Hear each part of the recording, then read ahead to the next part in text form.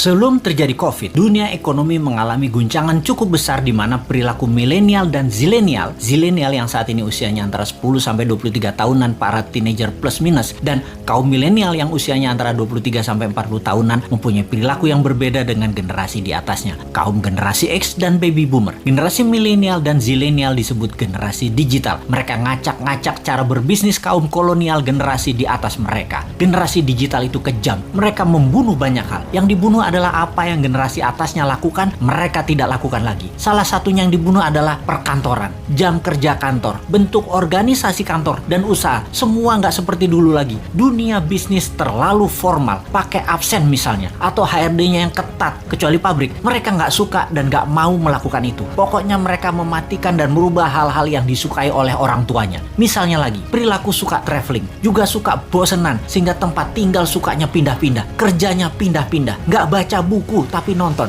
nggak baca koran tapi sosmed, nggak punya mobil tapi light asset yang dipakai atau sharing car dengan platform transportasi, suka nampang dan traveling belusukan paket murah meriah. Generasi digital juga membunuh media TV karena generasi digital everyone is broadcaster, everyone is reporter. Merek dan brand dibunuh juga oleh generasi digital. Brand itu menjadi less important bagi mereka. Bagi mereka yang penting adalah 3R, yaitu rating, review, dan recommendation.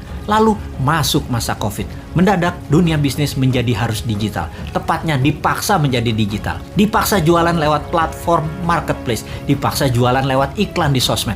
Dipaksa menggunakan gadget di tangan bisnisnya. Dunia UKM Indonesia tidak banyak yang siap. Tidak banyak yang paham. Dan dunia bisnis selama pandemi yang tidak janji kapan berakhirnya, kapan herd immunity-nya tercapai, tidak tahu kapan dunia terbebas dan menyelesaikan pandemi ini, maka dunia brick and mortar, dunia bisnis bata dan semen menjadi terancam. Apa saja dunia bata dan semen itu? Seperti gedung sekolah, tempat wisata, hotel, ruko, mall, perkantoran, crowd gather event seperti bioskop, konser, sport event, musik event, MICE, semua menjadi menggantung bisnisnya. Dibuka nggak terlalu untung, ditutup pasti rugi. Bisnis semen dan bata karena pandemi, pengunjungnya dan aturannya sering on off. Akhirnya mereka harus segera pivot. Hiburan pindah ke rumah, pindah ke tangan, pindah ke gadget. Pokoknya semuanya pindah ke digital.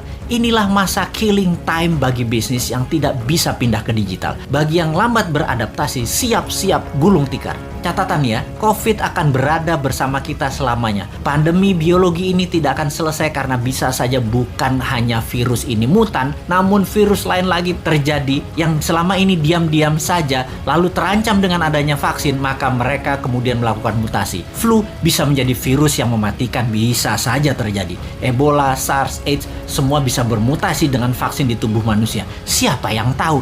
Ini bukan nakut-nakuti, tetapi sebagai orang yang lama dilatih dengan threat analysis, maka melihat ancaman harus segila mungkin dan kita harus punya antisipasinya sekarang. Jadi tidak ada kata post pandemic, yang ada adalah bagaimana mengambil peluang dan tetap survive di masa ini. Selama 5 tahun ke depan, masa kegelapan sebagian dunia bisnis mungkin bisa lama terjadi. Sekali lagi, sebagian dunia bisnis lama masuk masa kegelapan dan akan musnah. Dalam 5 tahun ke depan ada 30% macam bisnis baru dan ada 30% macam jenis pekerjaan yang baru lahir. Dalam 10 tahun ke depan ada 60% pekerjaan yang sekarang ada musnah dan ada lebih dari 60% pekerjaan baru yang saat ini belum ada macamnya akan muncul. Yang paling parah adalah pemerintahan. Kalau menggunakan cara lama, pola pikir lama, banyak negara yang akan musnah. Inilah yang mau kita ingatkan ke depan.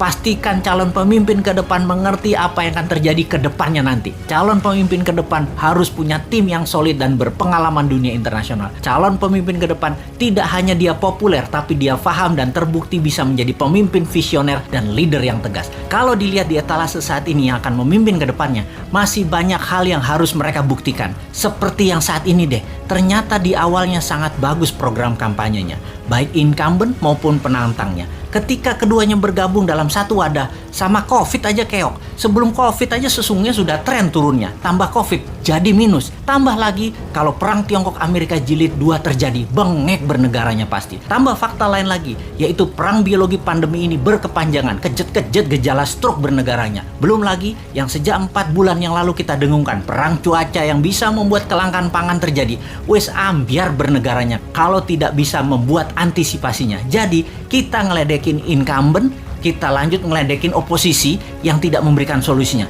Kemudian apa solusinya New Mind? Sabar, sebentar. Ini lagi celingukan kiri kanan ngecek ada agen globalis tukang siomay nggak bawa HT di depan rumah. Gue mau beli dulu.